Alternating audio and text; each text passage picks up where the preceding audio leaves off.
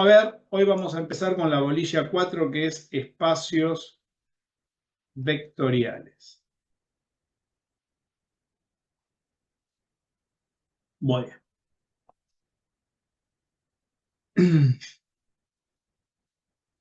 Bien, vamos a ver la definición.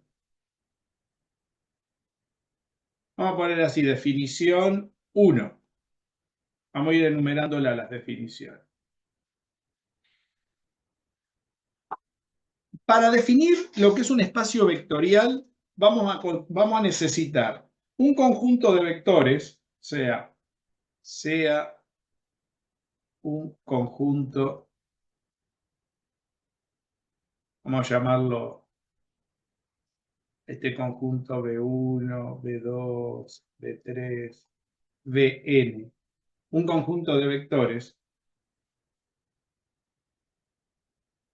decimos que forman un espacio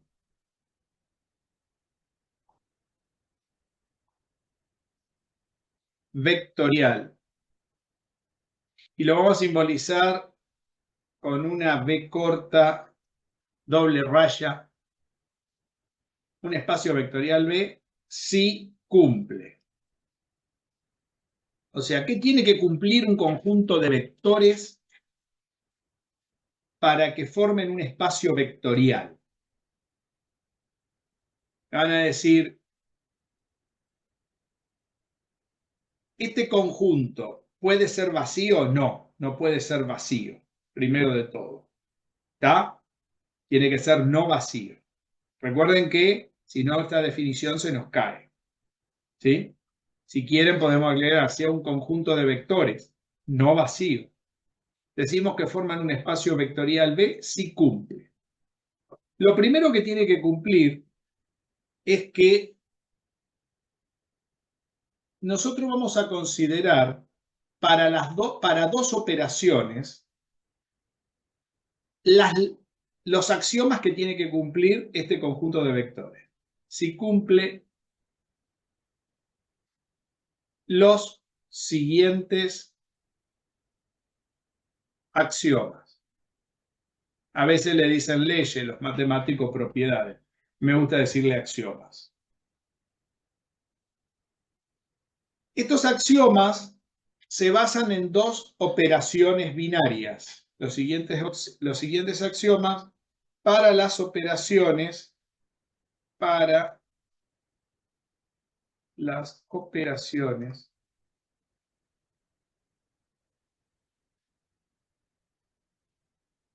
dentro de B, dentro de este espacio vectorial, la operación suma. ¿Sí? Y por el otro lado,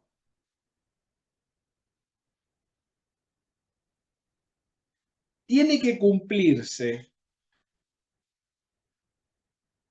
para el espacio vectorial y un cuerpo K, un cuerpo, ahora vamos a ver, la operación es producto y suma. ¿Qué se tiene que cumplir?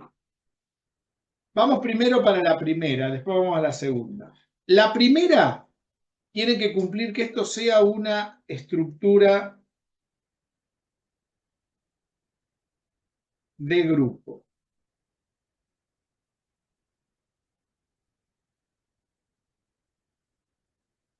Es decir, que en ese espacio de vectores, es decir, en ese conjunto no vacío de vectores, B para la suma, formen un grupo. ¿Estamos de acuerdo? ¿Qué es un grupo? Es una estructura algebraica que cumple 4 axiomas. ¿Está bien? 4 axiomas tienen que cumplir. Estamos con la primera parte, ¿eh? Después vamos a la segunda. 4 axiomas. ¿Cuáles son estos 4 axiomas? El primero, si para todo B1, vamos a ponerle así, B sub I, para hacerlo genérico, B sub J, para cualquier elemento del grupo, que pertenecen a B, entonces la suma de B sub I más B sub J tienen que pertenecer a B. Es decir, que si yo sumo dos elementos del conjunto S de vectores, y esto sirve para cualquier estructura, no solamente para espacios vectoriales, ¿qué me tiene que dar? Otro elemento de ese conjunto. Esta ley se llama ley de cierre o cerradura, o también a veces se le dice clausura. ¿Está claro? Es una ley de composición interna. La estructura de grupo tiene todas leyes, que no son leyes, son todos axiomas de composición interna. A veces a esos axiomas se les dicen leyes de composición interna. ¿Está claro? Esto se llama clausura. Esa es la primera. ¿De acuerdo? O sea que si yo opero dos elementos del grupo, me tiene que dar otro elemento del grupo. Si lo llamamos de cierre, lo mismo. Es lo mismo. Bueno. ¿De acuerdo? ¿Lo vieron o no con María Nieve esto? Ahora que estoy refrescando. ¿No? Muy bien. Segundo. Entonces ahora, si para todo BI, para todo BJ y para todo B sub K que pertenecen a B, entonces B sub I más B sub J, luego más B sub K, me tiene que dar lo mismo que B sub I más B sub J más B sub K. Es decir, se tiene que cumplir el axioma de asociatividad.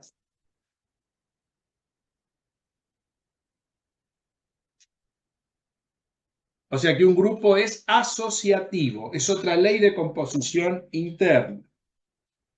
Entonces tenemos, la primera es la cerradura o clausura, la segunda es la asociatividad, o sea que no importa en qué opere primero dentro del grupo. ¿Sí? El Yo neutro y puedo el opuesto. operar dos elementos y luego el tercero, o operar uno y luego los otros dos. En este caso estamos con la suma. ¿De acuerdo? Jorge, perdón, el neutro y el opuesto serían otras. ¿Cómo? El neutro y el opuesto eran las otras dos. No, ahora vamos despacito. El neutro Ok. y el opuesto, ahora vamos a ver qué relación tienen. Claro, tienen que ver con eso, pero ahora lo vamos a definir bien porque a veces eso no está muy claro. ¿Sí? Vamos a hablar bien porque en el grupo a veces se dice opuesto. Vamos a ver qué es el opuesto. No es una palabra que a mí me guste mucho. ¿Está? Vamos despacito. Ahora sí vamos a definir el neutro. Sí, para todo B sub J o B sub I, vamos a ponerle, empecemos en orden, vamos. Para todo B sub I que está en B, ¿sí? Entonces,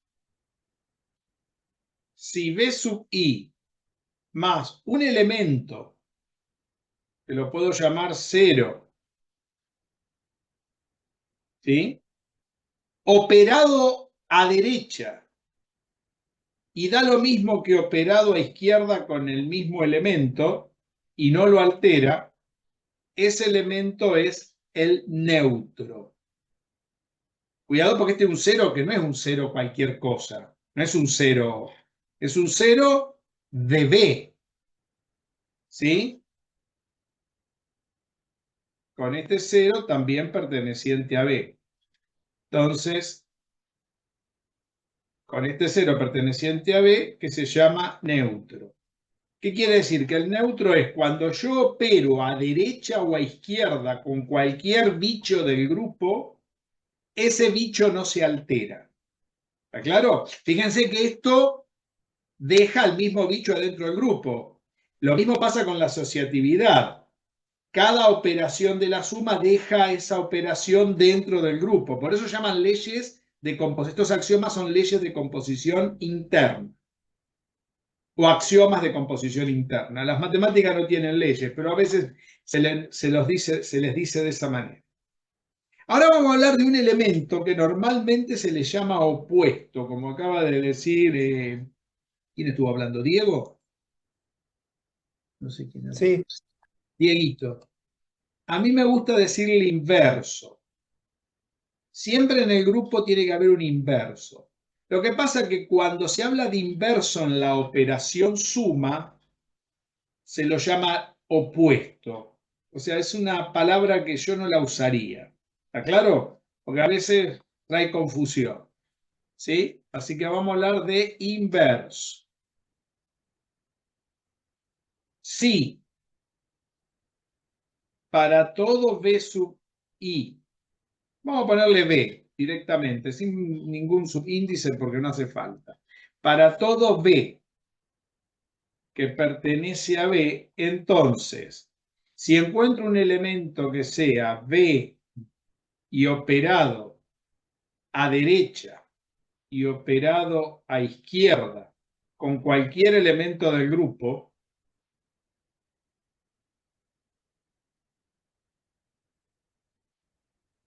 me da el neutro, me da el que está acá arriba.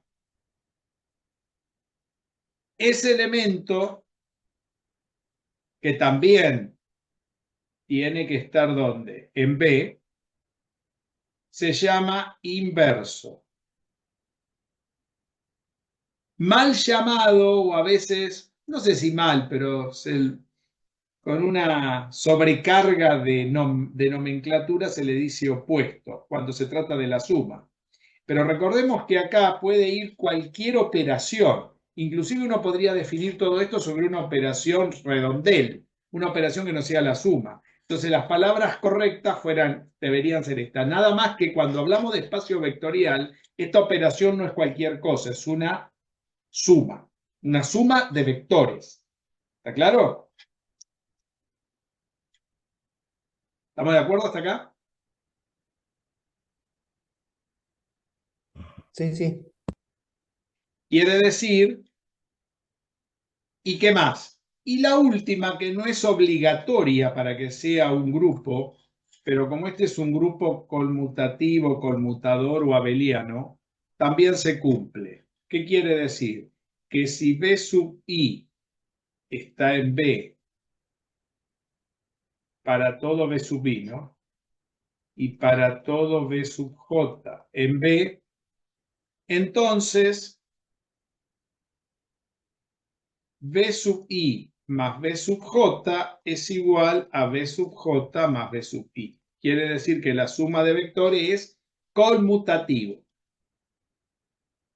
O sea que tenemos un grupo conmutativo o abeliano o conmutador.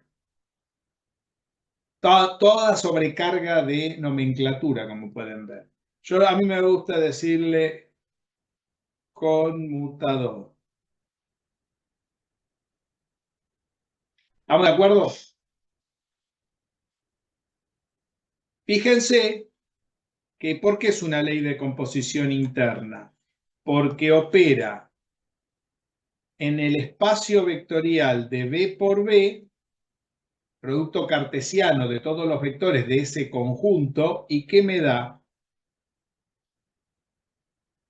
Siempre de resultado, cuando estoy ahí, me da siempre otro elemento de B. ¿Está claro?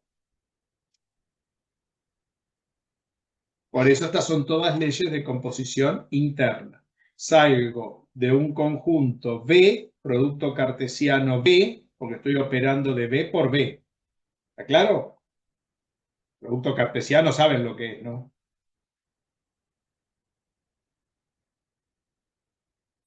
Me imagino que eso lo deben haber visto en teoría de conjunto.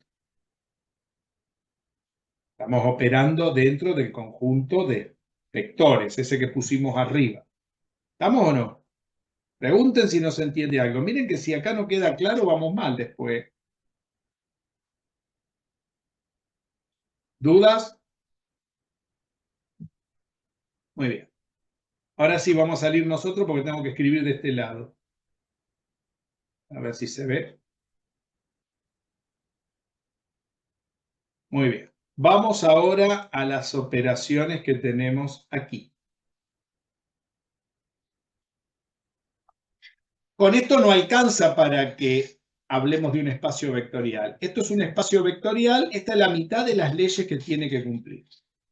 La otra parte de lo que se tiene que cumplir es la siguiente. Tenemos que tener un conjunto de vectores B y un cuerpo K. ¿Qué es un cuerpo K? Un cuerpo es una estructura de grupo que se cumple tanto para la suma y el producto.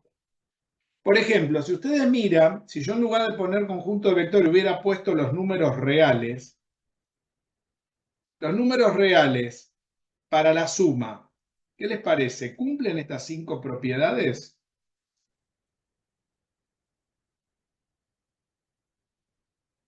Esa que Sí, acabamos de enunciar para los vectores, claro que Sí, sí. sí. Si yo sumo dos números reales, me da un número real. Los números reales son asociativos. Tienen un neutro, que es el 0. Tienen un inverso. Para cada número real hay un inverso para la suma. Y encima, cada vez que opere dos números reales, encima es un grupo conmutativo. Ahora les pregunto, ¿los números reales para la multiplicación cumplen con estas 5 propiedades? La multiplicación de números, ¿no? Cada vez que yo multiplico dos números Sí, reales, también. da un número real, se puede multiplicar asociando. Hay un neutro para la multiplicación. ¿Cuál es el neutro para la multiplicación de El 1. el 1? El 1. Hay un inverso, para cada número real hay un inverso, ¿no? Una fracción inversa que uno puede, de tal manera que multiplicando, si yo tengo el 2, para la multiplicación sería un medio, ¿no? Que me da el 1, ¿no? Me tiene que dar el neutro. O sea que los números reales cumplen con todo esto. Y encima la multiplicación de números reales conmutativo. Quiere decir que los números reales para la suma y el producto forman un cuerpo. Cuando hay dos estructuras de grupo para la suma y el producto, esto forma un cuerpo en matemáticas. ¿Está claro esto? Por eso se dice que los números reales forman un cuerpo. Ahora bien, un cuerpo no solamente los números reales, puede ser cualquier cosa. Entonces puedo generalizar la palabra cuerpo con una letra K. Pero siempre que estemos hablando de un cuerpo, en este caso, nos estamos refiriendo en última instancia a los números reales. ¿Queda claro? ¿Estamos? Eso es lo que significa esta notación. Quiere decir que si tenemos un cuerpo, esos números son un cuerpo para la suma y el producto. ¿Estamos de acuerdo, no? Muy bien. ¿Qué se tiene que cumplir? Perdón, Sí, Jorge. escucho. Un cuerpo es una estructura de grupo. ¿Cómo seguía? Porque no, ahí me perdí. Si lo podría decir la parte teórica. Si un cuerpo se tiene que cumplir. Si tengo dos operaciones binarias, suma y producto, para un conjunto no vacío dado, lo que sea, en este caso números reales, y se cumple estructura de grupo para ambas operaciones, no hace falta que sea conmutativo, con que se cumplan las 4 primeras ya está, se dice que tenemos estructura de cuerpo. ¿Estamos? Un cuerpo, entonces, hay estructura de grupo para la suma y estructura de grupo para la multiplicación. Eso lo cumplen los números reales. Entonces, cuando yo hable de un cuerpo, voy a hablar siempre de doble estructura de grupo. Quiere decir que si yo agarro, si yo digo que K es un cuerpo, es porque está cumpliendo una estructura de grupo para la multiplicación y una estructura de grupo para la suma. En ese caso, este K podría ser un número real. En este caso en particular, para los vectores van a ser números reales. ¿Estamos? A ver si quedó claro ahora.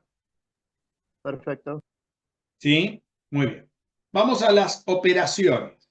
Y acá ahora vamos a tener que tener cuidado porque va a aparecer una operación entre medio de este cuerpo, porque estas leyes no van a cumplir, porque cuidado, cuando las enunciemos, no va a formar una estructura de grupo lo que vamos a hacer acá.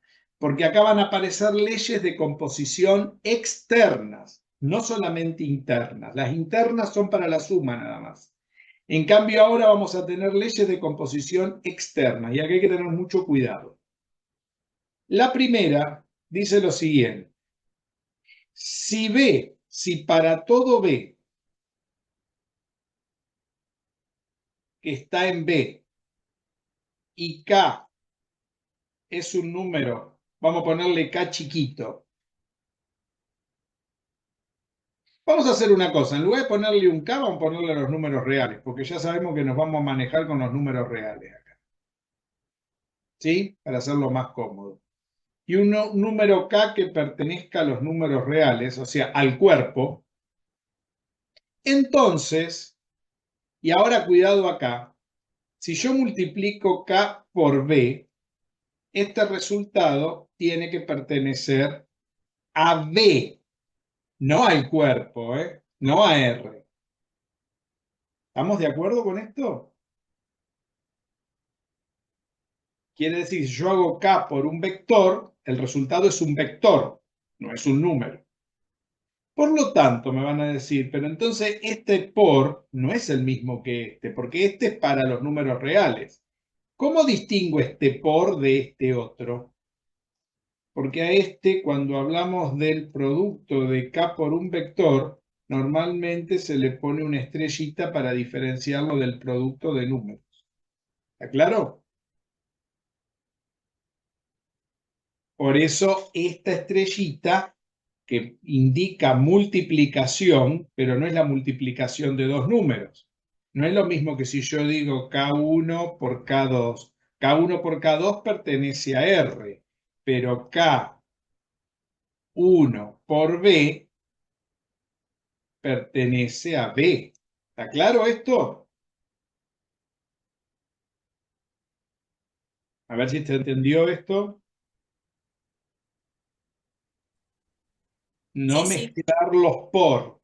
No es lo mismo multiplicar un escalar por un vector que multiplicar dos números. Esta es la multiplicación común y corriente del verdulero de la esquina, mientras que esta no es una multiplicación común y corriente. Esta es una multiplicación de un número por un vector. ¿De acuerdo? Fíjense en dónde está cada cosa, ¿eh? Muy bien. ¿Esto qué quiere decir? Esto es cerradura también. ¿Por qué? Fíjense que no es cerradura completa. ¿Por qué no es cerradura completa? Porque este resultado no está en R, está solamente en B. ¿Está claro? Y proviene de otro lugar que no es totalmente de B. Proviene de una parte de B y de una parte de R. Los K están en R y los B chiquita están en B grande. ¿Estamos de acuerdo con esto? ¿Se entiende? Por eso esta ley no se llama cerradura. ¿Estamos? Si alguien le quiere poner un nombre, se llama pseudo clausura. Muy bien. Sí, vamos a otra. Para todo B en B.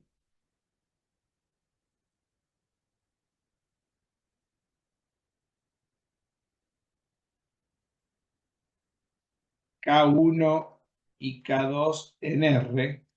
Entonces, voy a correr un poquito la pizarra para este lado para que se vea mejor.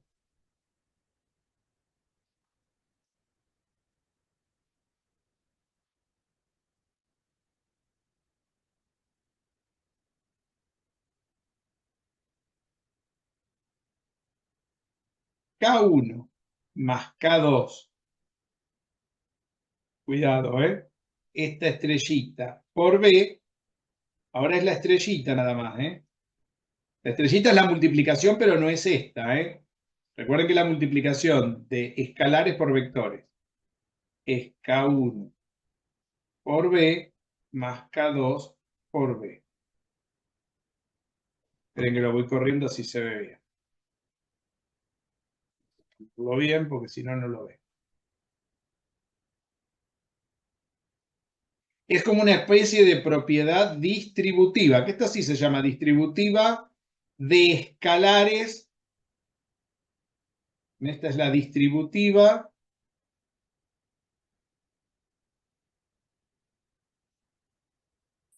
del cuerpo respecto de B. ¿Por qué del cuerpo? Porque ¿qué es el cuerpo? Son los escalares. ¿Sí? El cuerpo de números reales respecto de B, porque estoy distribuyendo la suma de escalares con respecto a B. Esta es la primera distributiva. ¿Me siguieron? Pregunten, ¿eh? 3.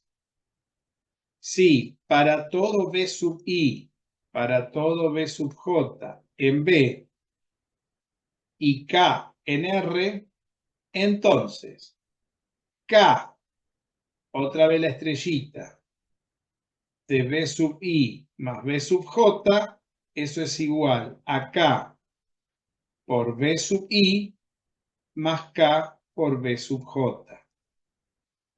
¿Qué quiere decir? Esta es la distributiva de la suma de vectores, ¿sí?, respecto del cuerpo. Porque fíjense que el cuerpo se está distribuyendo a la suma de vectores, mientras que acá la suma de elementos del cuerpo se distribuye con respecto al vector. O sea, es otra distributiva esta, ¿eh? Distributiva de la suma de B respecto del cuerpo R, o respecto del cuerpo.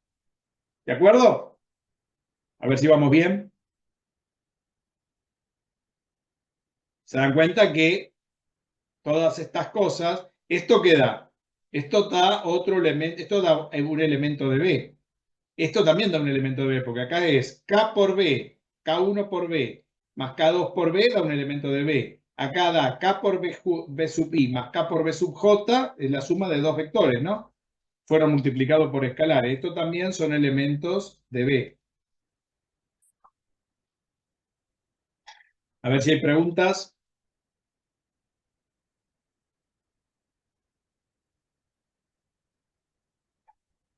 Dejo que anoten. Están muy silenciosos. ¿Dudas?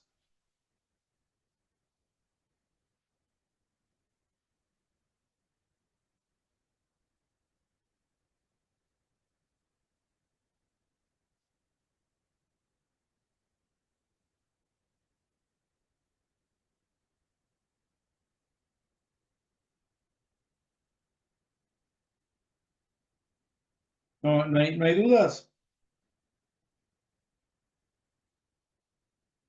Por ahora no. ¿No?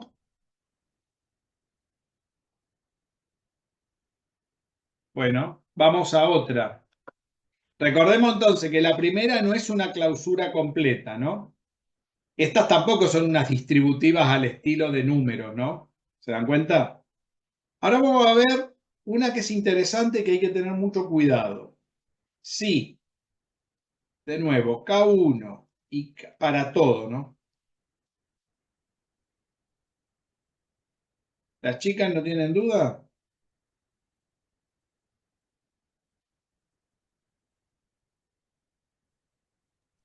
que están Bueno, en los números, ¿no? no. Con ejemplos a lo mejor nos damos cuenta que nos entienden. Muy bien. Sí, lo que quedó claro que cualquier suma o multiplicación cuando pertenece al espacio vectorial siempre va a pertenecer al espacio vectorial, no a Hasta los ahora, reales. exacto. Eso es interesante. Por eso forman la estructura. Exacto. Eso es importante que se den cuenta. Hasta ahora vamos bien. Y todos los axiomas van a cumplir con eso. Exactamente lo que acaban de decir. Ahora vamos a mirar esta propiedad. Y acá hay que tener cuidado. Miren, K1 por K2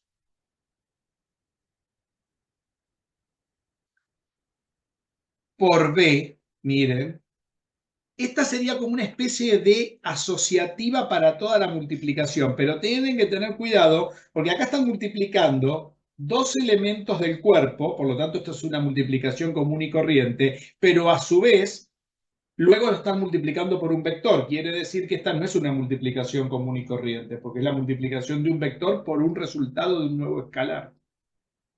Pero miren esta distributiva. ¿Qué pasa si yo distribuyo así ahora? A veces esto no se aclara bien, en los libros están muy mal aclarados.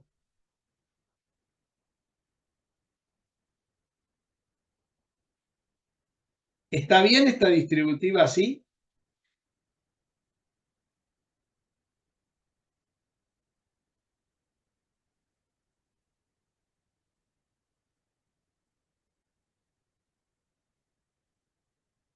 Pregunto. Es literal la pregunta.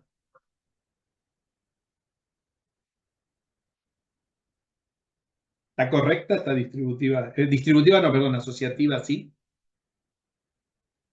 No, ¿no tendría que tener una estrellita también afuera?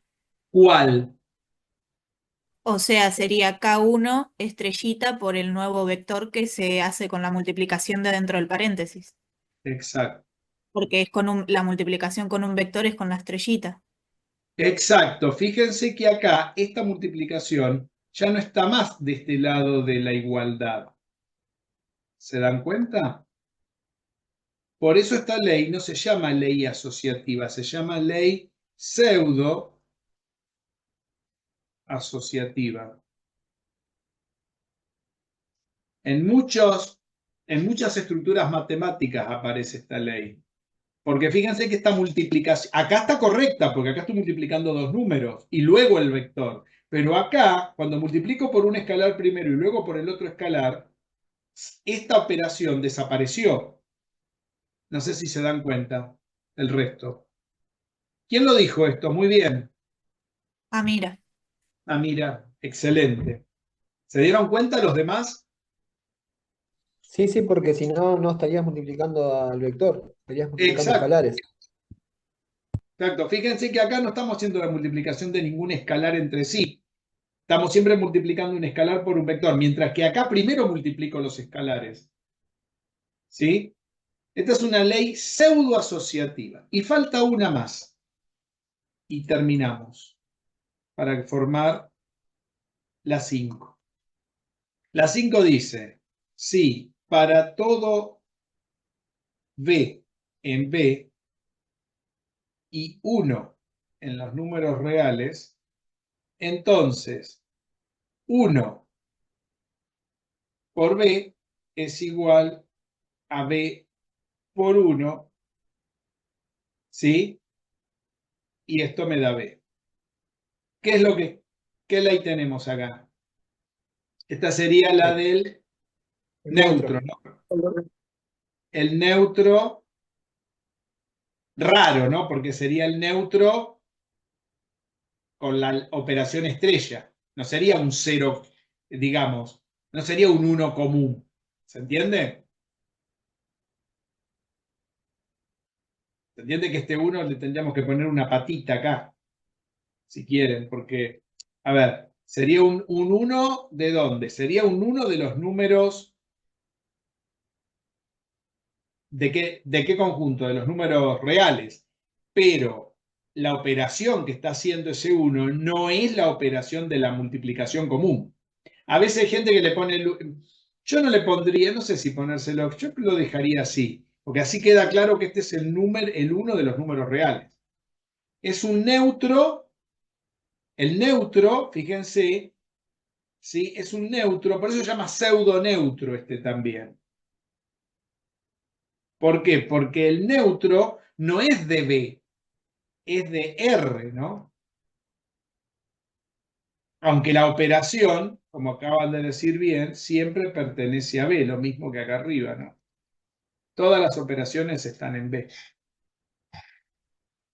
Estas leyes que son más raras que estas, uno no está muy acostumbrado a verlas porque la operación va cambiando a medida que va operando entre el espacio vector, entre el conjunto de vectores y el conjunto del cuerpo, dan origen a leyes que se llaman leyes de composición externa o axiomas de composición externa. Quiere decir que acá ustedes están operando dentro de los números reales, producto cartesiano, el conjunto de vectores, y esto que está dando. No está dando no está dando nada de R, está dando siempre cosas de B. Es lo que dijeron ustedes recién, ¿ven? Entonces, si uno compara las dos listas, las operaciones son estas, ¿ven? 1 y 2. Cuando un conjunto de vectores cumple con todos estos axiomas, se dice que forman un espacio vectorial. ¿De acuerdo? Estamos hablando de R. R puede ser, no necesariamente tienen que ser números reales. Nosotros acá estamos trabajando en esta materia, vamos a tomar que R, estamos tomando a los números reales, pero podría ser un cuerpo K, ¿sí? Genérico, ¿sí? Y me van a decir, ¿pueden ser números complejos? Sí, pueden ser números complejos. ¿Puede ser cualquier otro cuerpo? Sí, puede ser otro cuerpo, otra variedad. No me voy a poner a detallar eso porque K puede ser genérico y puede ser un cuerpo también. Mientras sea un cuerpo, recuerden que K debería ser un cuerpo para la suma y para el producto, ¿eh? Tiene que ser un grupo. Para que sea un cuerpo, tiene que haber un grupo de K para la suma y un grupo de K, que fue lo que preguntaron, para el producto. ¿De acuerdo? ¿Se entendió cómo es la estructura? Qué raro que no lo trabajó María Nieves. Hay otra estructura entre medio del grupo y el cuerpo que se llama anillo, pero no la vamos a ver nosotros porque por ahora no nos interesa. Hasta acá, esto es lo que nos hace falta. A ver si está claro. Si hay dudas.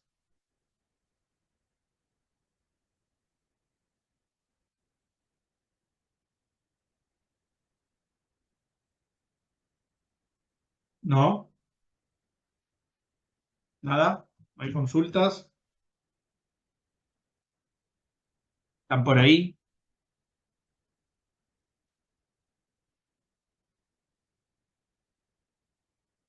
¿Vamos bien? Muy bien. Vamos a hacer lo siguiente ahora. ¿Qué ejemplos de espacios vectoriales conocemos?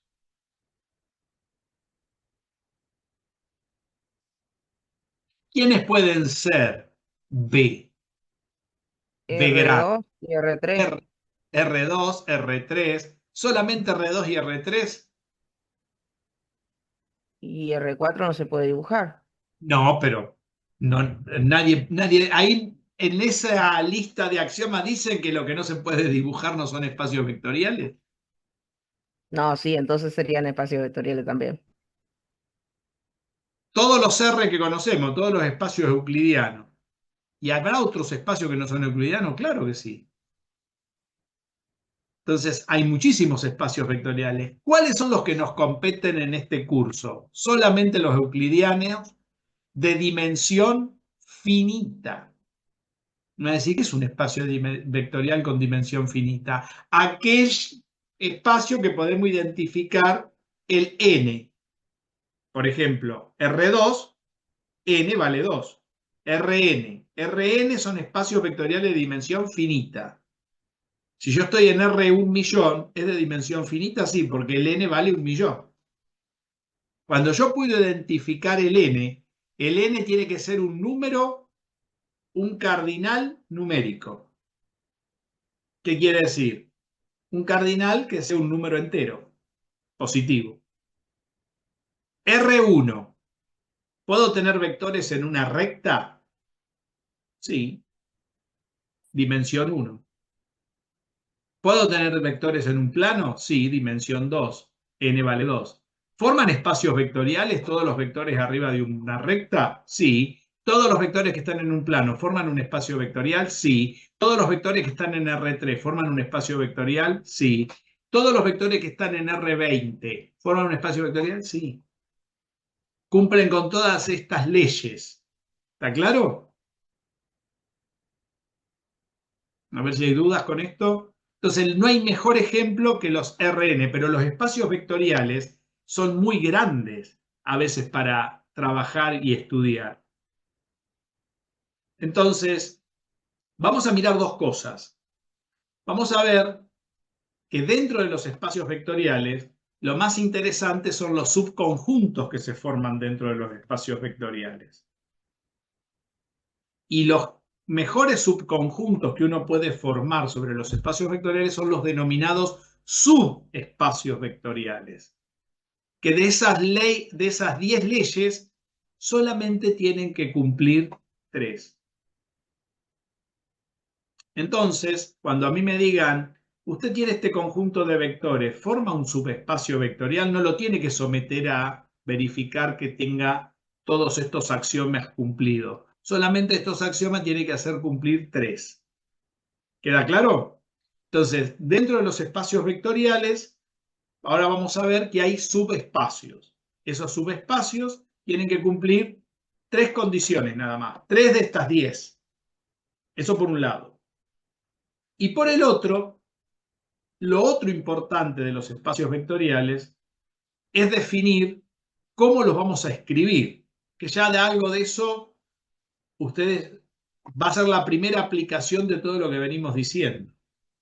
¿Cómo se puede escribir un conjunto de vectores? Escribiendo cada vector sería una manera, ¿no?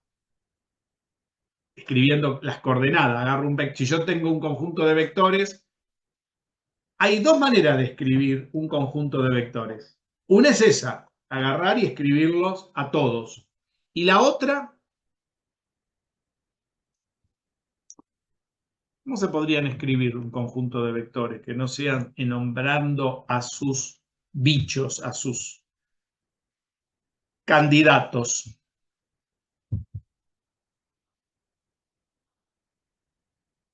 ¿Qué otra manera hay para nombrar vectores? Que lo hemos visto eso.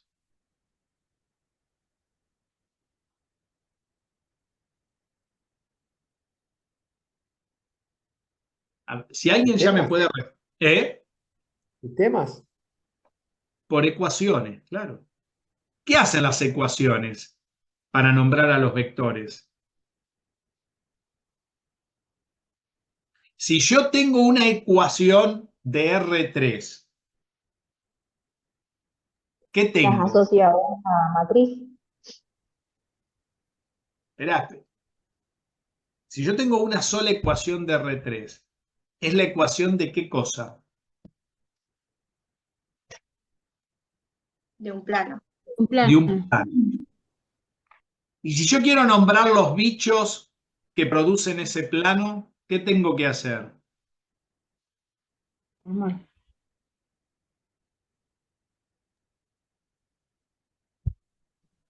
Nombrar los vectores. La ¿Y cómo ecuación hago? del plano.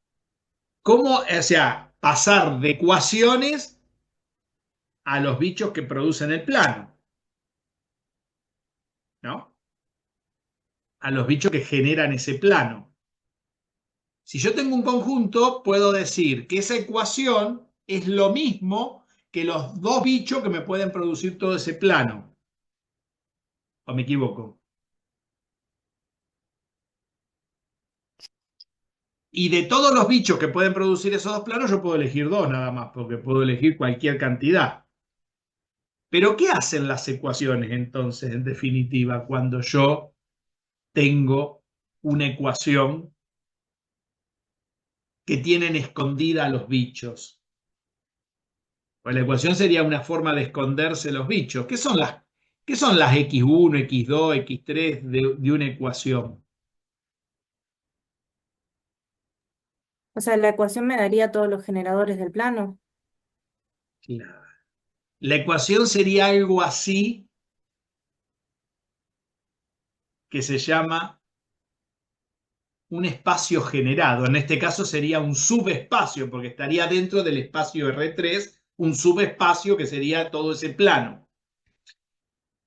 Eso se llama subespacio generado. Y un subespacio generado es un subconjunto del espacio vectorial que vive adentro de ese espacio vectorial y se puede generar con la ecuación, que me lo daría todo, o con los bichos adentro de una llave enunciando quiénes son esos bichos. Pero yo tendría que generalizarlos porque podría pasar que esos bichos no sean únicos. Porque yo un plano lo puedo generar con infinidad de vectores que están en él. ¿Está bien? ¿Se entiende la idea? Conclusión, yo tengo que saber bien qué hacen las ecuaciones. Las ecuaciones, yo esto ya creo que en algún momento lo expliqué, limitan las coordenadas para dar origen a los vectores, para identificar quiénes son los que están adentro de esas ecuaciones, cumpliéndolas. Los vectores son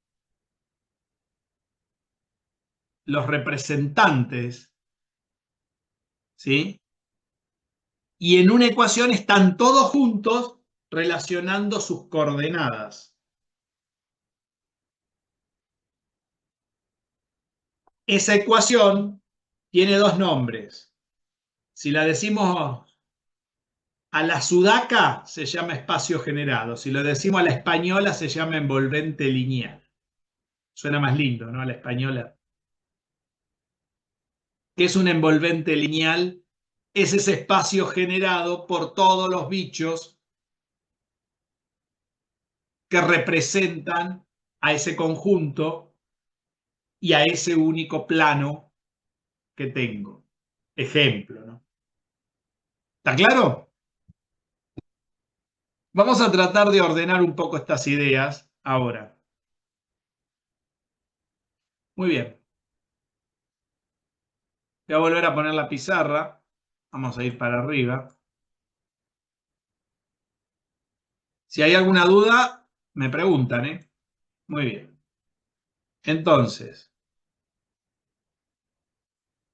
vamos a hablar entonces de subespacios vectoriales primero.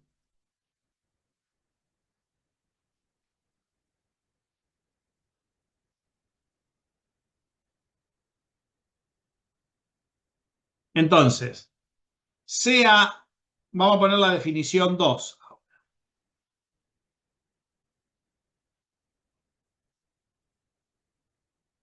V, un espacio vectorial. Voy a ir escribiendo menos. Y S, incluido en B, vamos a ponerlo así, sin el igual, o sea, un subconjunto de B, decimos que S es un subespacio de B si cumple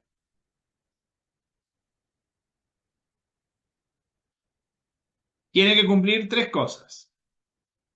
La primera, si para todo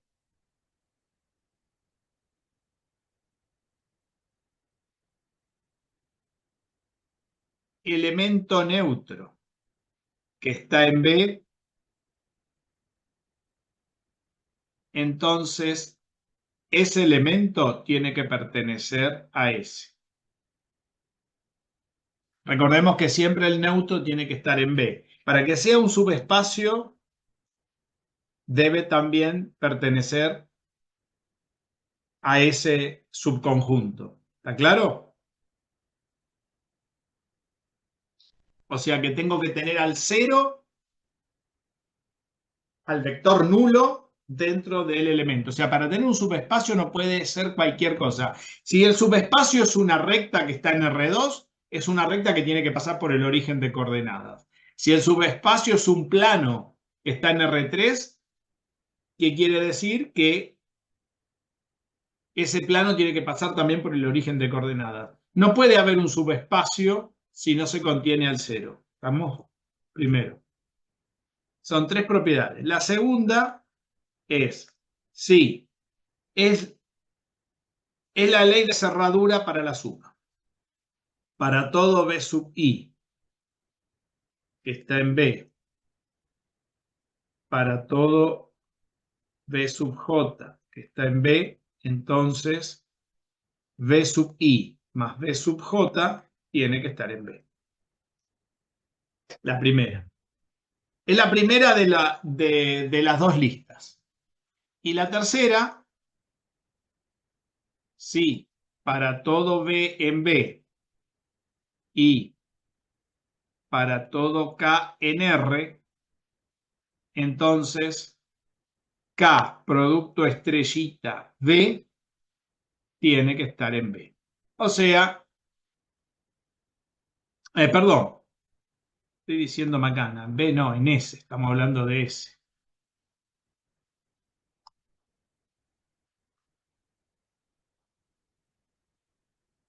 ¿De acuerdo? Estamos hablando de subespacio.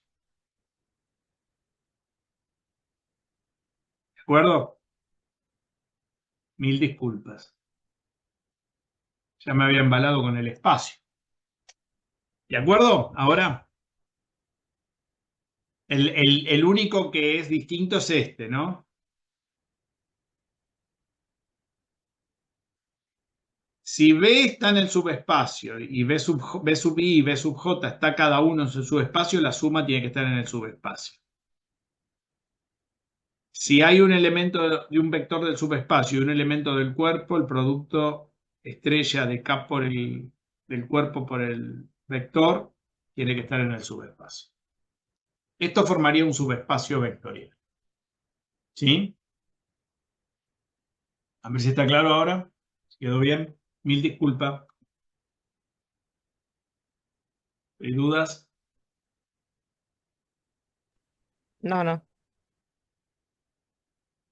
O sea que cuando a mí me den un conjunto y me pregunten si es un subespacio, ¿qué tengo que hacer? Probar esto.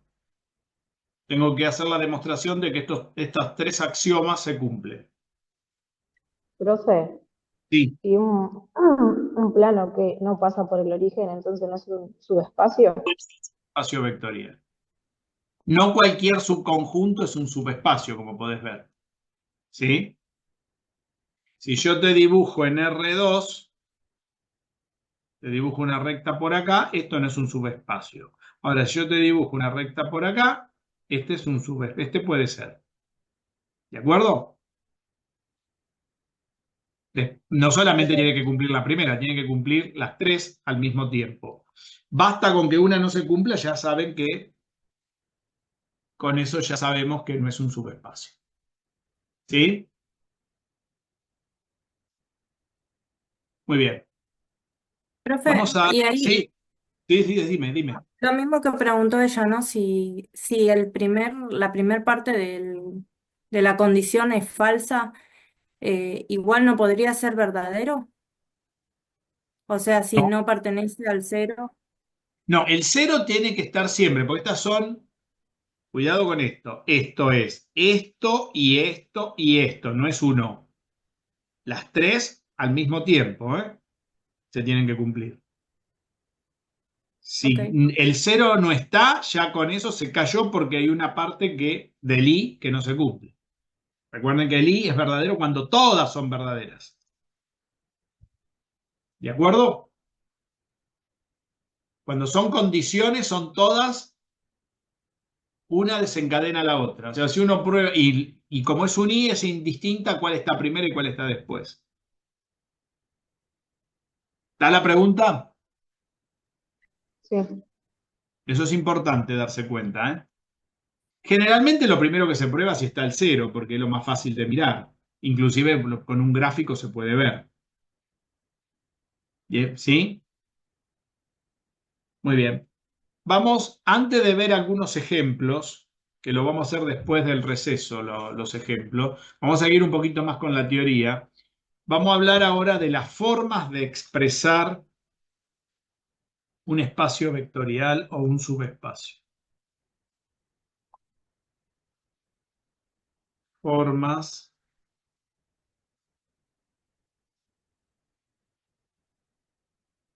un espacio o subespacio vectorial. Bueno, la primera es por generadores.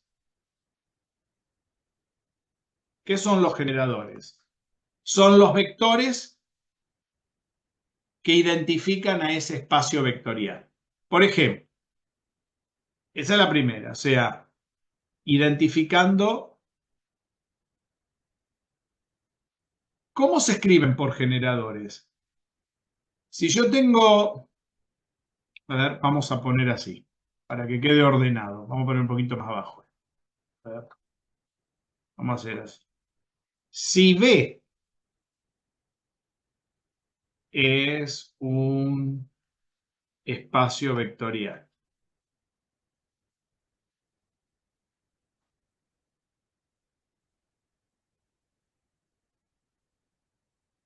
¿sí? Esto sirve para espacio o subespacio, ¿no? Para lo mismo. Y B1, B2, B3, Bn, ¿sí? Son elementos de B, es un conjunto de B, por ejemplo, están incluidos en B. Entonces, lo podemos decir que tenemos generadores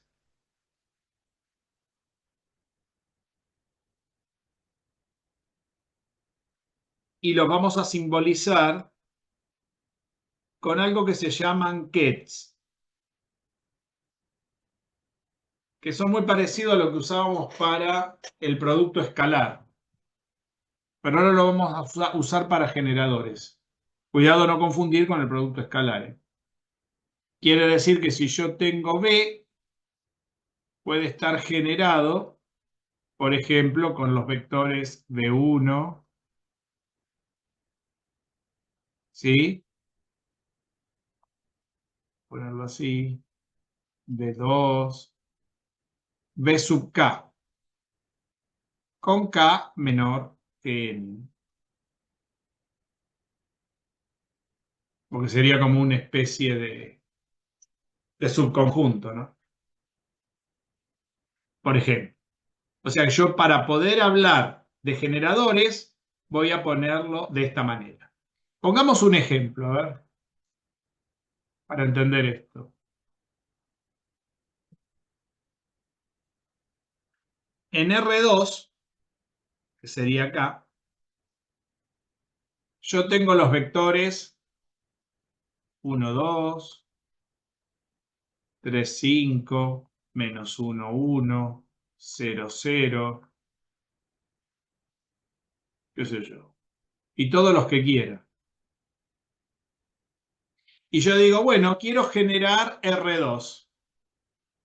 Quiero hablar de dos vectores que generen R2 o un subconjunto de R2, lo que sea. ¿Estamos de acuerdo? Que genere algo de R2. ¿Qué tengo que hacer para hablar de generadores de R2? Por ejemplo, yo podría decir que en R2 puedo tener generadores que vengan dados, qué sé yo, por el 1, 1, el -1, 1, el 0, 0 y nada más, por ejemplo. Ese sería un conjunto de generadores de R2. ¿Qué generan estos R2? Bueno, después habría que ver qué cacho es esto, si es una recta, un plano o lo que sea. Un plano no creo que sea, puede ser una recta o puede ser todo R2. ¿Estamos? ¿Se entiende la idea? Otro ejemplo podría ser en R3. Profe, ¿y todo R2 completo no es un plano? Todo R2 completo es un plano, pero un plano no se puede categorizar desde un mismo plano. Para que recordemos que para poder dar la ecuación de algo, ¿sí? Necesitamos que sea una dimensión más grande. Ahora, yo no puedo categorizar todo R2 desde el mismo R2, ¿sí? Ahora, acá no estamos hablando de ecuaciones, estamos hablando de generadores. Yo puedo generar todo R2 con dos bichos, porque con dos vectores puedo generar todo R2, o puedo generar una recta o un punto de R2. O sea, puedo generar, como es, elementos o variedades matemáticas más chicas que R2. ¿Estamos de acuerdo con eso? Eso ya lo habíamos hablado en algún momento. En R3, por ejemplo, podría tener este, podría tener este, podría tener este, podría tener este, qué sé yo, podría tener un montón también. Y podría generar un subconjunto de R3, qué sé yo, podría ser cualquier cosa. Podría tener en R3, podría tener generadores, que puede ser o todo R3 o un subconjunto de R3. ¿Cómo lo escribo? Bueno, lo escribo así, podría ser este, podría ser este, y nada más, por ejemplo. ¿De acuerdo? ¿Qué estaría generando acá? Un plano que pasa siempre por el origen, si es un subespacio. Bueno, podría ser un plano que no pasa por el origen también. ¿Estamos de acuerdo, no? O sea que cuando tengo un espacio vectorial puedo dar un conjunto con esos bichos por generadores, donde nombro a cada uno de los elementos que están formándolo. Lo otro, por lo cual se puede dar, es por ecuaciones lineales. Por ecuaciones, no hace falta que sean lineales, podrían ser no lineales y también cumplir. Cuando lo doy por ecuaciones, ¿sí? Las ecuaciones representan la relación entre las coordenadas de los vectores, no importa en el espacio que están. Sí, eso ya lo habíamos hablado también. Las ecuaciones establecen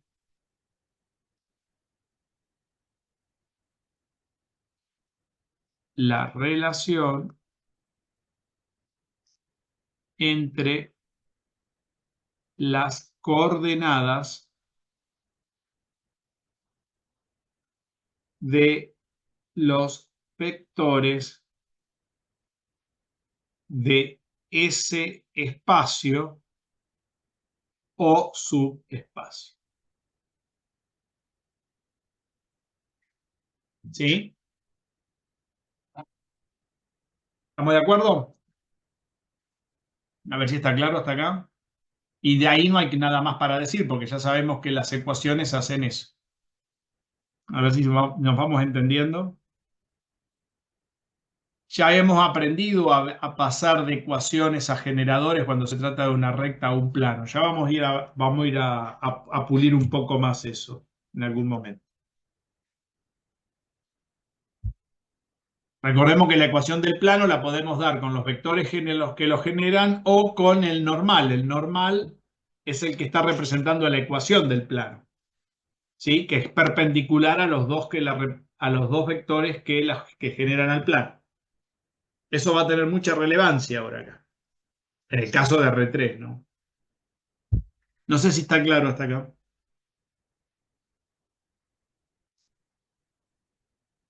A ver si vamos bien.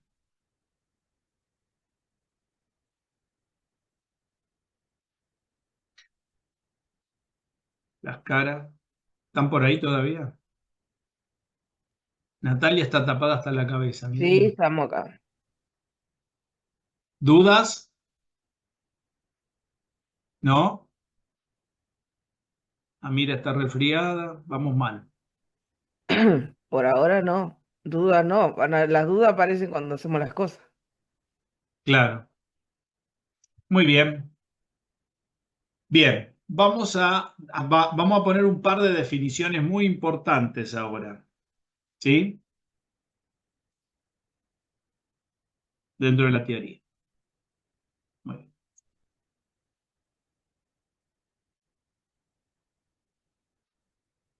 Vamos a subir la pizarra y vamos a introducir el primer concepto de lo que hablamos recién, que es espacio o subespacio generado,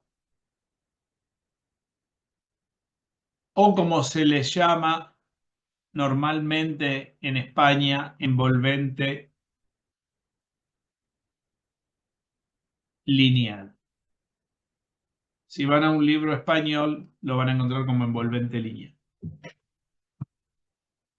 ¿Estamos?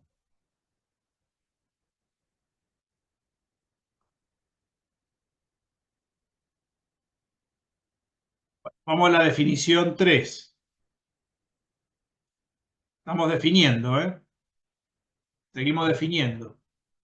Hoy teoremas no hay, hoy hay definiciones. Ya después vamos a ver los teoremas que se ponen un poco densos, un poco más adelante. Primero tenemos que hacer una introducción importante. Sea V un espacio vectorial,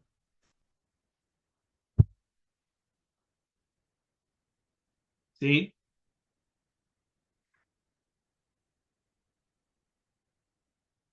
Y vamos a ponerle, qué sé yo, a ver qué letra le pongo. Y T al conjunto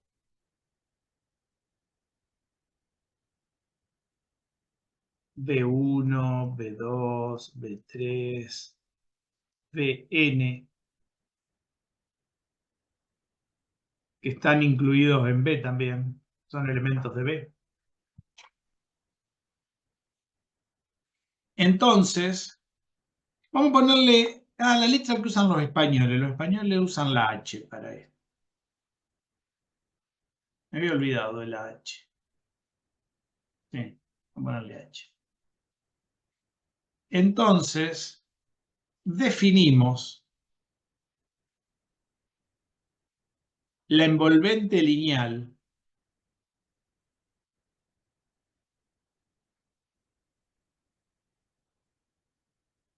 de H o el subespacio o el espacio o subespacio. Vean que escribir más si lo decimos de la forma de los sudacas. Siempre complicado los de acá. Igual envolvente lineal queda como más top. Claro, porque suena a que puede ser un espacio o un subespacio generado. ¿No?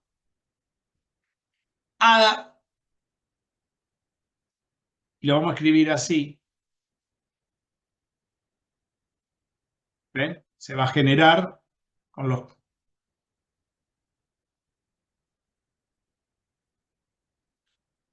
A la combinación lineal de alfa 1 por B1 más alfa 2 por B2 más alfa 3 por B3 más alfa n por Bn. ¿Sí? Con alfa 1, alfa 2, alfa n en R. ¿Sí?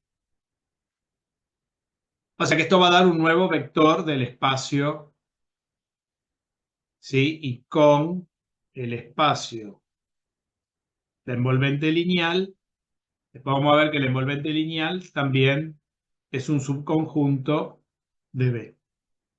Después todo esto después lo vamos a probar. ¿Sí? Si lo queremos escribir un poco más sintético, ¿sí? Una observación podemos poner por acá. Lo podemos escribir como la sumatoria desde i igual a 1 hasta n de alfa sub i por b sub i. ¿Sí? Esta sería nuestra envolvente lineal.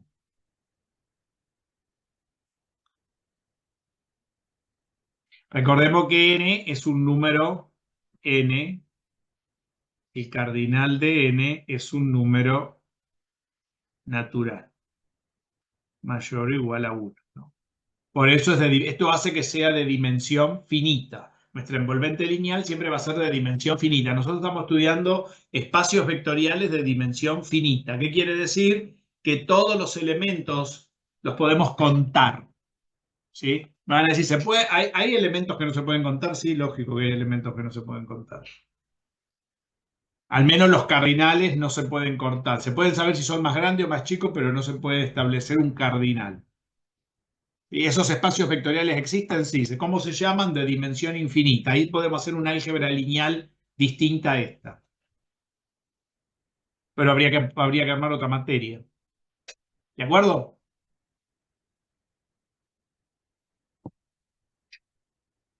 Muy bien. A ver si estamos bien hasta acá. Lo que es la envolvente lineal. ¿Dudas? Me preocupa que no me pregunten nada. ¿Soy muy claro o están todos dormidos? No, dormido no. Estamos queriendo copiar al ritmo que va. Al ritmo que viene. Pero no hace falta copiar, después queda todo anotado igual. Yo lo que quiero es que me pregunten si hay dudas. ¿Sí? Esta definición es importantísima, porque H puede ser la misma dimensión de B o puede ser también un conjunto más chico que B. ¿Qué puedo generar, por ejemplo? ¿Qué subespacio generado, qué envolvente lineal puedo tener adentro de R3? A ver, ¿qué envolventes lineales podríamos tener? R2, por ejemplo. Ujú, un plano. Exacto. Muy bien. Correcto. ¿De acuerdo? Ya después vamos a ir afinando la puntería con todas estas definiciones. ¿Qué más? ¿Solamente R2 puedo tener adentro de R3? No, una recta, un vector posición. Ujú, exacto. Muy bien. Dentro de R4, que sean más chicos que R4, pregunto. Un espacio de Un plano R3 también, una grande. recta. Ujú, exacto. Todo R3 podríamos tener. Ujú, correcto. Estamos hablando de ejemplos que se nos pueden presentar, ¿no? Esto se conoce con el nombre de envolvente lineal o subespacio generado o espacio generado. ¿De acuerdo? Muy bien, sigamos. Vamos ahora con otra definición.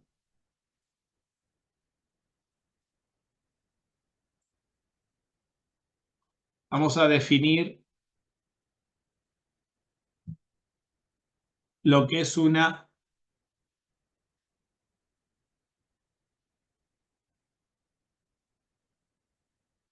bueno, la tendríamos que haber puesto antes, lo que es una combinación lineal.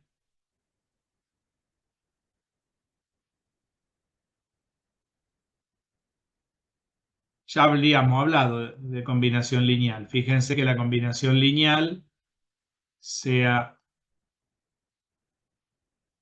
B, un espacio vectorial,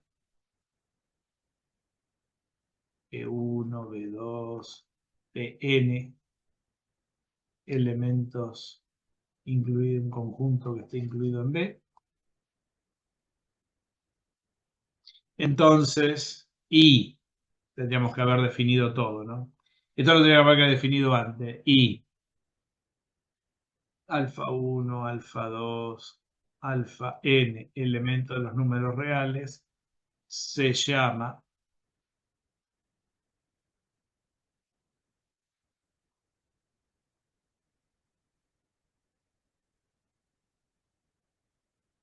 CL combinación lineal al sumatorio desde i igual a 1 hasta n de alfa i por b sub i. ¿Estamos? Me lo había comido, lo tendría que haber puesto primero, ¿no? Eso es una combinación lineal.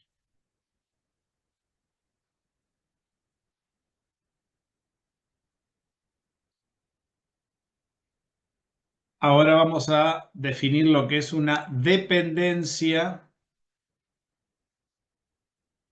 lineal.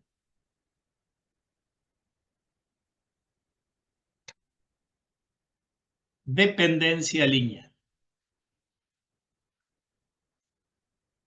Sea de un espacio vectorial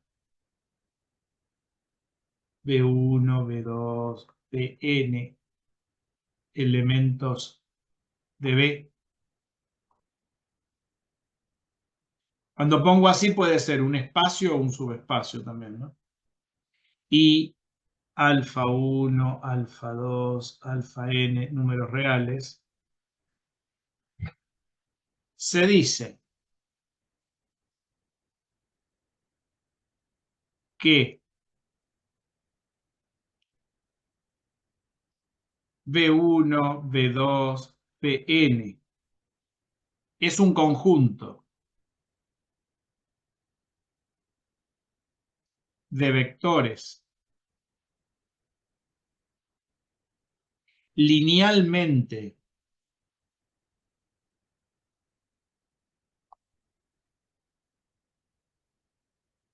independientes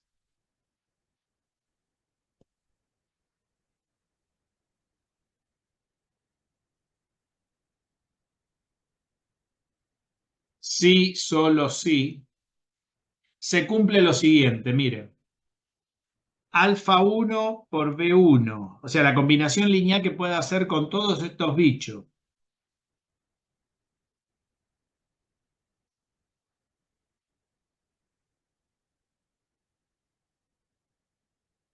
Me dan el vector nulo I, BI, alfa 1, alfa 2, alfa n. Son todos iguales, vamos a ponerlo así, a ver, queda mejor.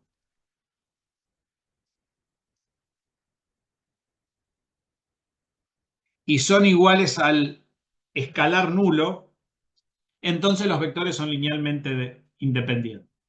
¿Qué quiere decir? Que cuando yo hago una combinación lineal y lo iguale al vector nulo, y los únicos escalares que hagan cero a esa combinación lineal son los escalares nulos, esos vectores son linealmente independientes. ¿Está claro esto? A ver si se entiende.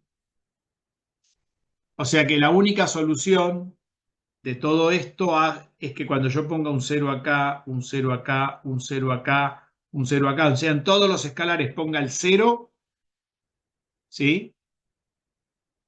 ¿Se dan cuenta que si yo hago 0 por un vector, 0 por otro vector, más 0 por otro vector, más 0 por otro vector, la suma de todo eso, recordemos que 0 por un vector me da el vector nulo. 0 por un vector, el escalar. Recordemos que acá no lo estoy poniendo, pero ¿qué operación va acá? La multiplicación de estrellita. La multiplicación de la estrellita va ahí, muy bien. ¿Se entiende? Excelente. Por si la queremos agregar. Muy bien. ¿Quién lo dijo? Está atenta. Muy bien. Nati. Excelente. Esas preguntas me dan la pauta de que vamos caminando. Aunque sea despacito, pero vamos caminando. Entonces, no confundir la combinación. La combinación lineal me permite definir la dependencia lineal. ¿Qué quiere decir? que yo tengo vectores linealmente independientes cuando puedo hacer una combinación lineal de vectores de un conjunto de un espacio vectorial y los únicos escalares que anulan a esa combinación lineal vectorial son los escalares 0 del conjunto del cuerpo, o sea, del conjunto de los números reales. ¿Está claro?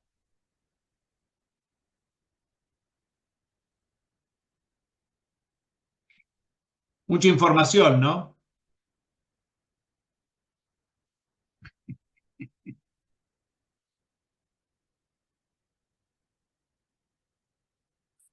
Y falta una segunda parte, porque si hay vectores linealmente independientes, ¿qué piensan que va a pasar también?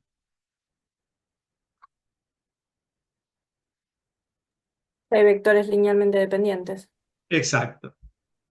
Entonces, con el mismo protocolo, seguimos. Y si ponemos alfa 1 por B1 más alfa 2 por B2.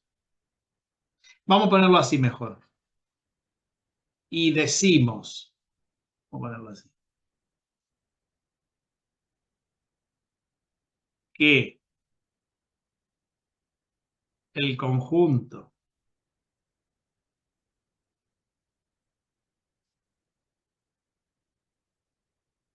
es linealmente dependiente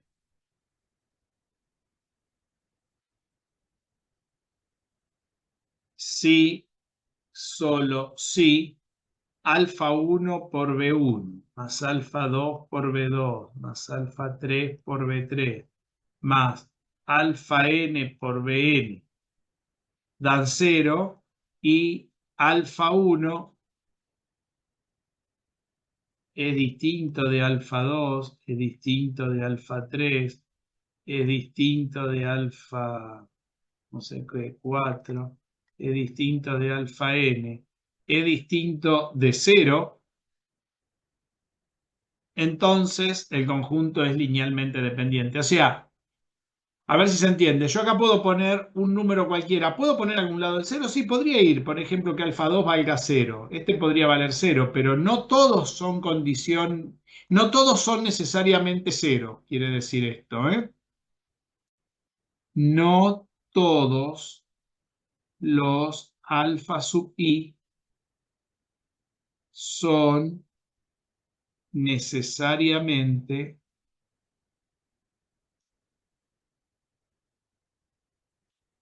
0.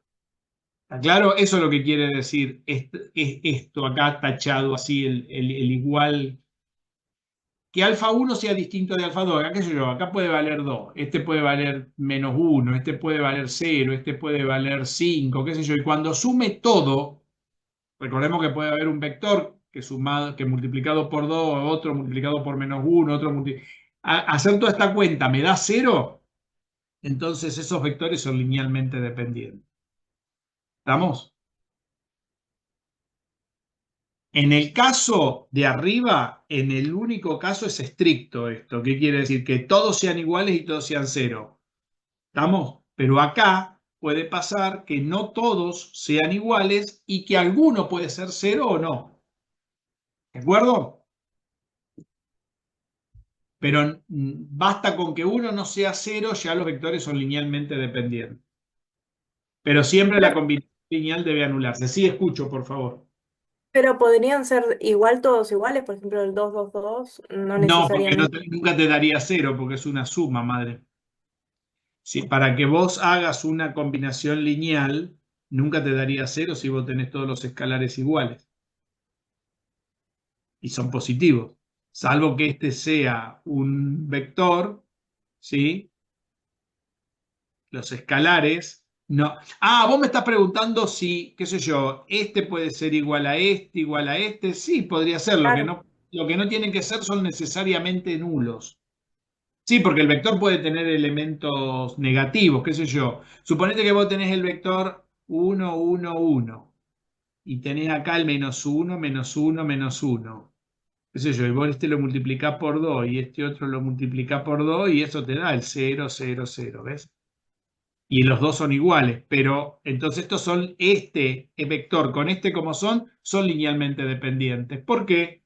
Porque estos escalares no son cero. ¿Te das cuenta? Sí, profe. La pregunta tuya. Ahora, si yo tengo, por ejemplo, esa sería tu pregunta. Si yo tengo, qué sé yo, acá tenés 2, 2, 2, ¿sí? Para que te dé el 0, este lo tenés que multiplicar por -2 y acá le tenés que poner un 1. O sea que este es, qué sé yo, alfa 1 vale -2 y alfa 2 vale 1. ¿Ves? Entonces ahí te da. Entonces, ¿cómo son el 1, 1, 1 y el 2, 2, 2? Son linealmente dependientes. ¿Por qué? Y porque tengo escalares que no son ceros que hacen nula la combinación lineal. ¿Se entendió esto? Con lo que preguntaron. Sí. En cambio acá, si yo tengo, qué sé yo, el 1 menos 1, 1 y acá tengo, qué sé yo, el 0, 1, 1 y busco los escalares para que me den 0, 0, 0, acá no hay ninguno más que que a cada uno lo multiplique por 0 para que me dé 0. Entonces este con este son LI, mientras que en estos casos estos dos son LD. Entonces vamos a acostumbrarnos Jorge, a decir que, ¿cómo? eh, perdón, pero yo por el tema de las anotaciones como la estás poniendo vos, en el que son linealmente independientes pusiste que alfa 1 es igual a alfa 2, a alfa 3 y así igual a 0.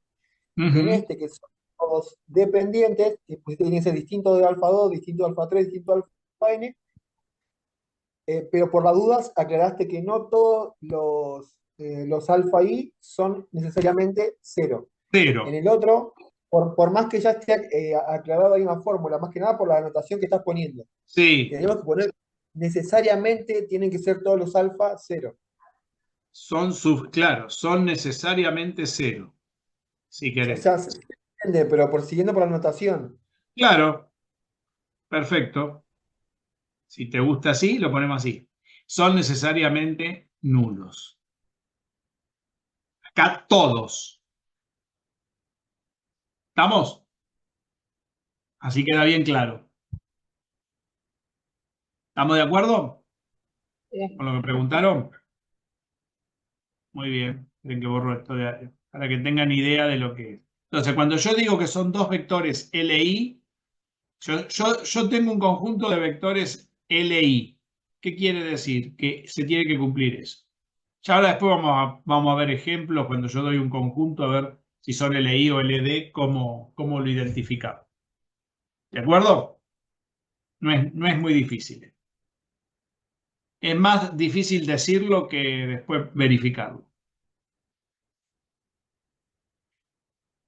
Aparte, después se van a ir dando cuenta cuando son LI o LD. Hay varias maneras de hacerlo sin tener que hacer esta combinación lineal. Muy bien. ¿Dudas?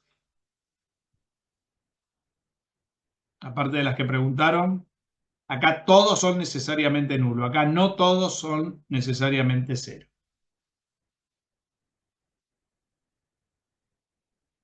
El distinto en matemática significa eso, que no todos son necesariamente nulos, ni iguales, ni cero. No es un distinto de que uno es distinto del otro.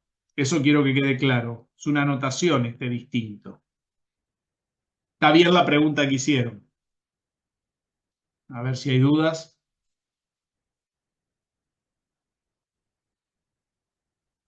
Muy bien, parece que no.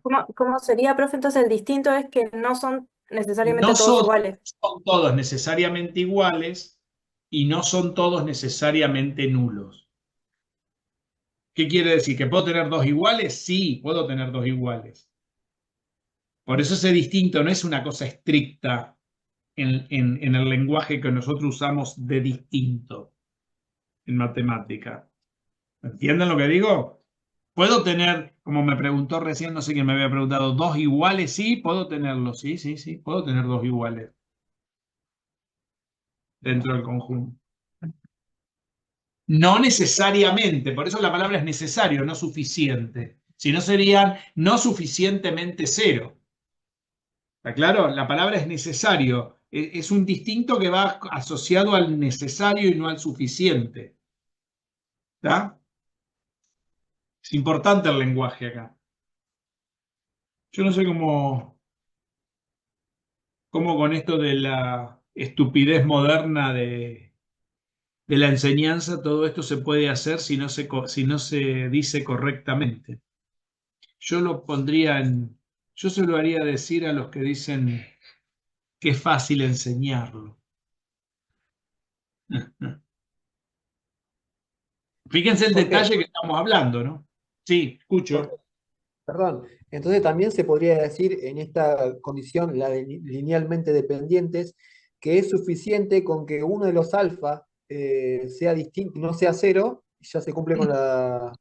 Exacto, ese es eso por el contrario se podría decir. Exacto, sí. Correcto. Basta con que uno de los alfa no sea cero, ya está. ¿Cómo lo anotás eso? Lo tenés que escribir en palabras. Solo en palabras. Por eso la anotación, si vos vas a un libro, lo vas a encontrar así. Yo se los trato de escribir como lo pueden encontrar también. ¿Entienden? Muy bien. Bien, sigamos. Vamos a poner otra definición importantísima, y ahora sí lo vamos a poner, que es lo que se llama base de un espacio o subespacio. ¿Para qué dimos esto de linealidad vectorial? Venimos con la definición, no sé qué número de definiciones vamos, ¿ver? Esta sería la cuarta. Cuatro, gracias. Definición 4. Sea B un espacio vectorial y B1, B2, B3, Bn. Decimos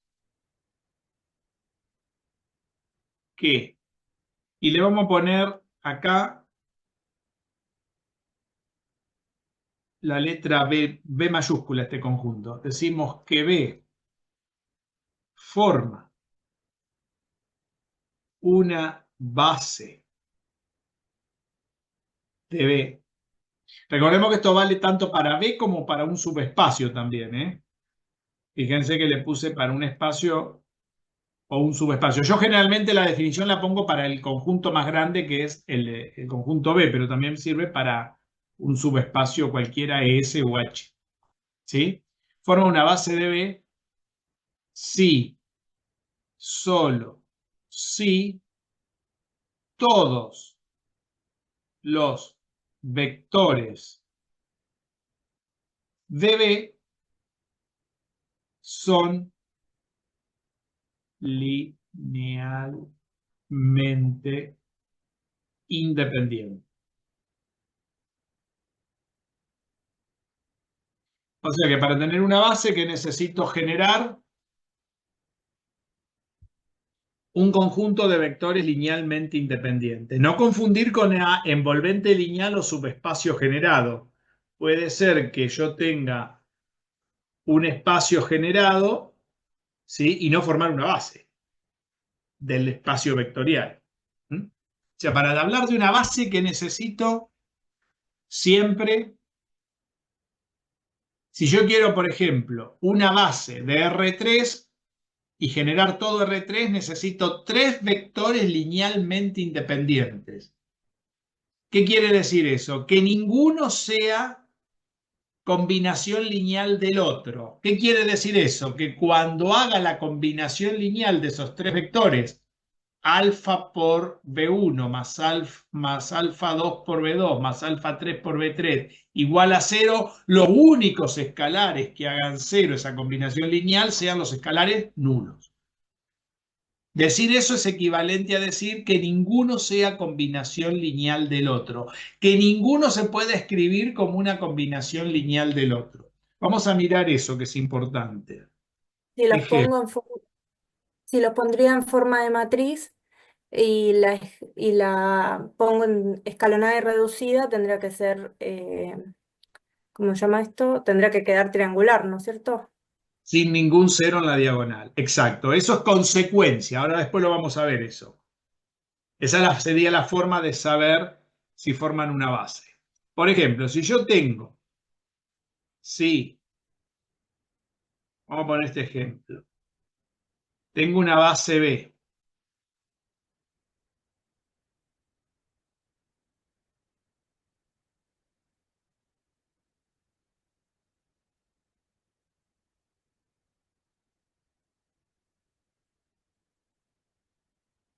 Tengo esos tres vectores. Y quiero saber si forman, si B es base de R3. ¿Qué tengo que hacer? Tengo que hacer que alfa 1 por este, más alfa 2 por este, más alfa 3 por este, todo esto me den el vector nulo. Pero para que me den el vector nulo de R3, alfa 1 tiene que ser igual a alfa 2, tiene que ser igual a alfa 3 y tienen que ser iguales a 0. Si hay alguno que no sea 0 de estos vectores son LD. ¿Está claro lo que hay que hacer? Ya después vamos a ver cómo se hace. Una manera es como la acaban de decir, no sé quién lo dijo, está un poco más adelantada, es eso. Pero ya después vamos a ver que se pueden buscar estos alfa y se pueden encontrar. ¿Sí? Ahora no lo voy a hacer, pero para que tengan una idea de lo que hay que hacer. ¿Está claro? Entonces, si yo pruebo que estos tres vectores son LI, estos tres vectores generan todo R3 o producen la envolvente lineal de todo R3. El espacio generado es todo R3. ¿Está claro? Por ejemplo. Sí. ¿Sí? Y vamos a poner la última definición antes de irnos al corte. Después vamos a hacer problemas, ¿eh? Miren que tenemos muchas cosas que hacer. Hoy vamos a la última definición. Definición 5. Y terminamos. Vamos a hablar de lo que es la dimensión de un espacio o subespacio vectorial. Sea B un espacio vectorial y B mayúscula, B1, B2, B3, una base de B. Fíjense, B es una base ya de B. ¿Qué quiere decir? Que todos estos bichos que están acá adentro son linealmente independientes. Si B es una base de B minúscula, perdón, de B doble raya, del espacio vectorial, decimos que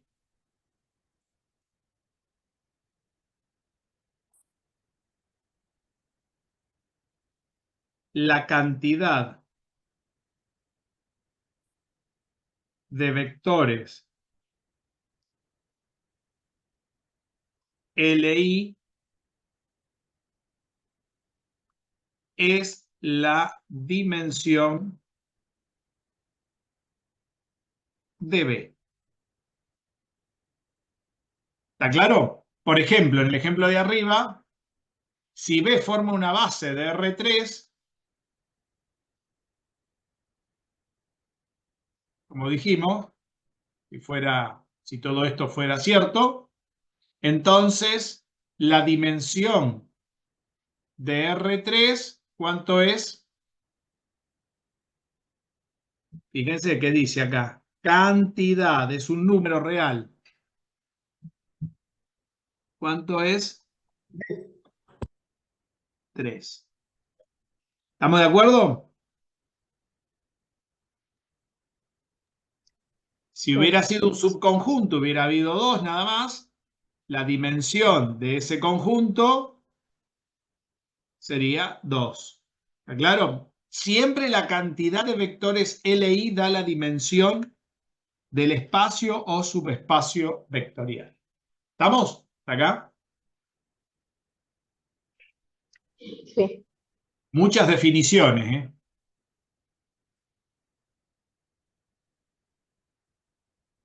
A ver si vamos bien. ¿Dudas? Y bajé un poquito para que estén anotando. Creo que no, ¿no?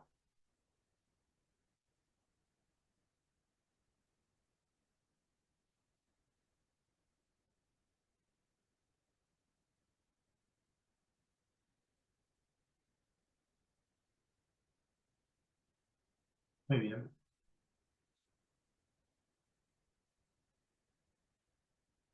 ¿Preguntas?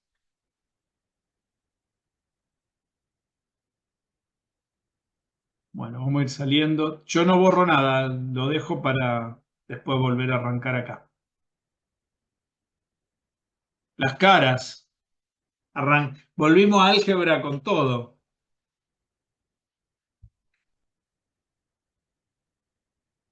Hagamos un recuento. Definición de espacio vectorial, de subespacio, formas de escribirlos, por generadores y por ecuaciones. ¿Qué más? Envolvente lineal o espacio generado, combinación lineal, dependencia lineal, vectores LI, vectores LD, base de un espacio vectorial y dimensión. 10 conceptos importantes en 5 definiciones. En 1 hora y media.